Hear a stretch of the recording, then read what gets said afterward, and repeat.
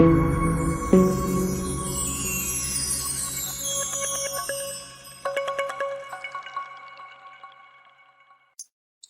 Everyone, data structure की series में आज हम पढ़ने वाले हैं हुफमैन कोडिंग विद बाइनरी ट्री।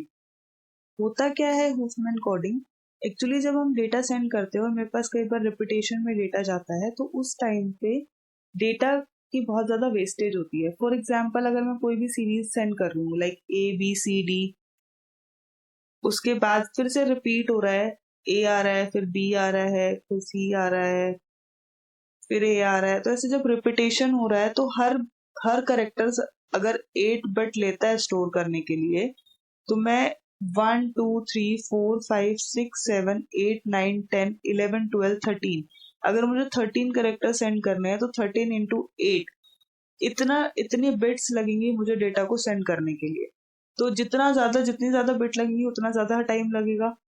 अब इसके अंदर अगर आप देखो तो A कितनी बार रिपीट हो रहा है? A मेरे पास 1 2 3 4 टाइम्स रिपीट हो रहा है, जबकि D मेरे पास 2 ही बार रिपीट हो रहा है। तो क्यों सबको एक फिक्स्ड वैल्यू दी गई है, क्यों एक फिक्स्ड लेंथ की कोडिंग की जाती है? इसलिए हुफमैन कोडिंग हमारे पास आया, जो एक वेरिएबल लेंथ इनकोडिंग है। वेरिएबल लेंथ का मतलब है कि अगर A 8 बिट ले रहा है तो जरूरी नहीं है कि B भी 8 ही लेगा।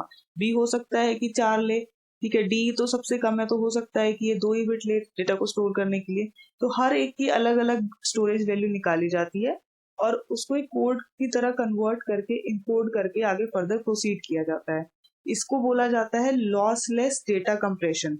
लॉसलेस का मतलब डेटा कोई भी लॉस नहीं होगा, और एक कंप्रेशन टेक्निक है, डेटा इससे कंप्रेस हो जाता है, छोटा हो जाता है और डेटा जो है वो इजीली चला जाता है। क्वालिटी में कोई डिग्रेडेशन नहीं होता है और डेटा जो है वो कम लेंथ का होकर इजीली फॉरवर्ड हो जाता है। इसके 2 मेन स्टेप हैं।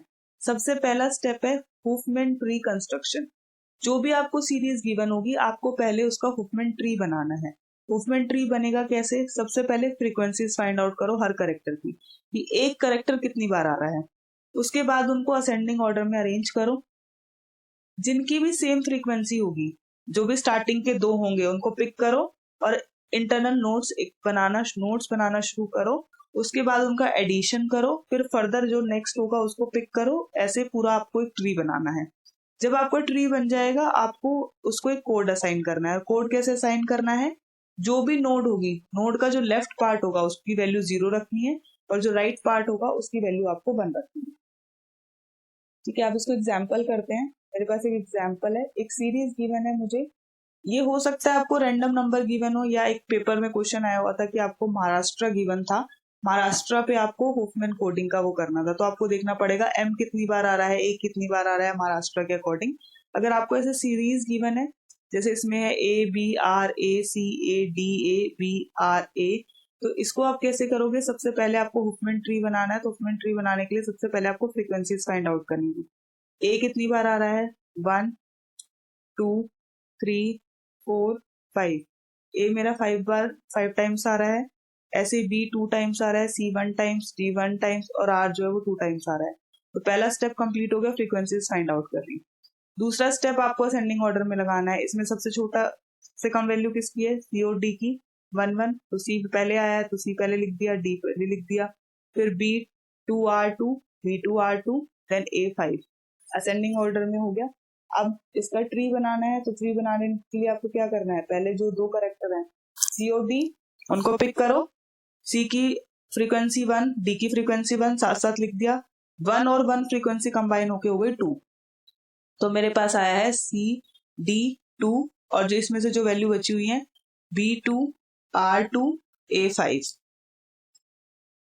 अब CD2 तो है ही, अब आगे वाली फिर से 2 वैल्यू चूज कर लो। अगर कोई वैल्यू इससे बड़ी है तो वो राइट साइड पे आएगी, कोई वैल्यू से छोटी है तो लेफ्ट साइड पे आएगी। अभी दोनों, ये भी 2 है, ये भी 2 है, तो आपने राइट पे लगा दिया, कोई दिक्कत नहीं है। तो यहाँ पे लगेगा 2 के साथ में आपका BO2 लगेगा। अब 2 और 2 ये बन गया 4। तो अब आपके पास बचा हुआ है, इसको लिख लो पहले तो, CBCD आपका बन चुका है 4। A आपका 5 है, बड़ा है, इससे बाद में आएगा, और R छोटा है तो R2 इसके लेफ्ट में आएगा। तो ये तो 4 तक हो गया। 4 के बाद आपको क्या करना है? इन 2 को पिक करोगे, तो R और 2 को पिक कर लिया, 6 आ गया यहाँ पे। अब B C R D जो भी वैल्यूज है, इसकी वैल्यू 6 है, और बचा इधर ए और 5, तो A5 छोटा है तो लेफ्ट पे आएगा। अगर वैल्यू से बड़ी होती तो आपकी वैल्यू राइट पे जाती। तो ये आपका A5 लेफ्ट पे आ गया, 5 और 6 मिलके आपके 11 बन गए। तो ये तो हमने ट्री बना लिया। अब ट्री बनाने के बाद हमें क्या करना है, कोर्स असाइन करने हैं। कोर्स में क्या बोला था मैंने, लेफ्ट साइड वाली वैल्यू 0, तो कोई भी नोड है, अगर इसकी नोड है इसका लेफ्ट 0 राइट 1, फिर इसकी नोड आ गई इसका left 0 right 1, left 0 right 1, left 0 right 1। अब इनके बेसिस पे आपको ए यहाँ पे है तो रूट नोड से शुरू करो, रूट नोड से शुरू करके ए पे कैसे पहुंचा जाएगा 0, ए की हो गई 0। बी कहाँ है, बी आपका यहाँ पे है तो रूट नोड से शुरू करो 1 1 1, तो बी की वैल्यू हो गई 1 1 1। सी, सी कहाँ है, यहाँ पे है सी, रूट नोड से शुरू करो, कैसे पहुंचोगे सी पे 1 1 0 0 1 1 0 0। डी, डी यहाँ पे है, रूट नोड से शुरू करो 1 1 0 1। देन आपका आता है आर, आर यहाँ पे 1 और 0। अब इसकी लेंथ कितनी है, कितनी नंबर है इसके अंदर 1, इसमें 3, इसमें 4, इसमें 4, इसमें 2। फ्रीक्वेंसीज हमें पता थी 5 2 1 1 2, यहाँ से कोड की लेंथ भी पता चल गई 1 3 4 4 2। जितनी ज्यादा फ्रीक्वेंसी है देखो उतनी कम कोड लेंथ है, जितनी कम फ्रीक्वेंसी है उतनी ज्यादा कोड लेंथ है, तो ये इनवर्सली प्रोपोर्शनल है। अब हमें इसकी एवरेज कोड लेंथ निकालनी है। अब चाहो तो इस सीरीज को कंबाइन भी कर सकते हो, जो मेरे पास क्वेश्चन था उसके अंदर था जैसे लाइक ए बी आर, ऐसे सीरीज थी, तो ए की वैल्यू आपकी 0 हो गई, बी की कितनी हो गई 1 1 1, आर की कितनी हो गई 1 0, तो आप इसको इनकोड कर सकते हो इस फॉर्म में भी। अब एवरेज लेंथ निकालनी है। ए मेरे पास 5 बार आ रहा है और उसकी लेंथ मेरे पास 1 है, तो 5 इंटू 1। बी मेरे पास 2 बार आ रहा है और उसकी लेंथ 3 है, तो 2 इंटू 3। सी 1 टाइम आ रहा है 4, डी 1 इंटू 4, आर 2 इंटू 2। इन सबको ऐड करो, इससे एवरेज इनको ऐड करके इसकी एवरेज निकालो, निकल रही है 2.01, सॉरी 2.09। अब मेरे पास 11 कैरेक्टर्स थे, आप सीरीज के अंदर काउंट कर सकते हो, आपके 11 कैरेक्टर्स थे। आप चाहो तो ऊपर से काउंट कर लो, नहीं तो यहाँ से भी काउंट कर रहे हो। ए 5 बार आया है, बी 2 बार आया है, 5 2 7 8 9 और 2 11। यहाँ से भी कर सकते हो 1 2 3 4 5 6 7 8 9 10 11। तो 11 कैरेक्टर है। अगर हर कैरेक्टर 8 बाइट स्टोर करता तो इसको 88 बिट्स लगते according to the fixed length. अब मेरे पास क्या हो रहा है, अब मुझे लग रहे हैं 2.09, जो मैंने अभी एवरेज कैलकुलेट करी है। अगर मैं इसको 11 से मल्टीप्लाई करूं, 11 इंटू 2, तो अप्रोक्सीमेटली 22 23 समथिंग बिट आपको मिलेगी स्टोर करने के लिए। तो इतना डिफरेंस आपके पास आ जाता है, दिस इज 23 बिट्स।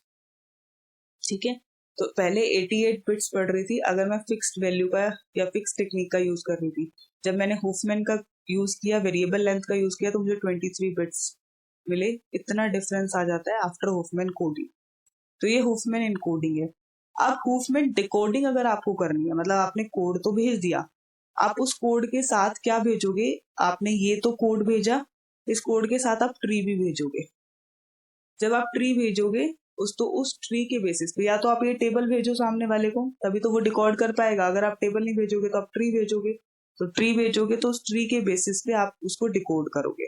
कैसे डिकोड करोगे, आपको एक ट्री, जो भी आपका ट्री है वो गिवन होगा, दिस इज योर ट्री, ये आपको गिवन होगा, एंड इसके साथ साथ ये आपका जो 0 1 वाली फॉर्म है ये भी आपको गिवन होगी। ठीक है, आप शुरू करो 0 से। क्या आप 0 से किसी करेक्टर पे पहुंच पा रहे हो, रूट पे देखो, रूट के बाद आपका 0 इधर है 1 इधर है, तो 0 से आप हाँ ए पे पहुंच पा रहे हो, इसका मतलब 0 से आपने ए को डिफाइन कर दिया। नेक्स्ट वैल्यू क्या है, नेक्स्ट इज 1। यहां से चलो 11 से, क्या 1 पे आप 1 किधर है, राइट साइड पे, तो क्या 1 से आप किसी, सॉरी, क्या 1 से आप किसी भी करेक्टर पे पहुंच पा रहे हो। यहाँ पे वैल्यू है 6, नहीं, तो आपको दूसरी वैल्यू लेनी पड़ेगी। दूसरी वैल्यू क्या है 1, अगेन 1, क्या किसी कैरेक्टर पे पहुंच पा रहे हो? नहीं, अभी भी आप 4 पे ही हो। अगेन 1, क्या किसी कैरेक्टर पे पहुंच पा रहे हो? हाँ, बी पे आज पहुंच गए हो, यहाँ आ जाएगा बी, तो ये आपका बी बन जाएगा। ऐसे ही आपको एक एक कैरेक्टर पिक करना है, एक एक वैल्यूज को पिक करना है, उसे चेक करना है कि आप किसी कैरेक्टर पे पहुंच पा रहे हो। अगर हाँ, तो वहां से वो कैरेक्टर जो है वो डिकोड करना है। मतलब पहले आपने उसको कोडिंग फॉर्म में कन्वर्ट कर दिया है, उसके बाद आप उसको डिकोड करके दोबारा जो भी आपका पूरा मैसेज है आप उसको रीड आउट कर सकते हैं। This is Huffman encoding and decoding. Thank you.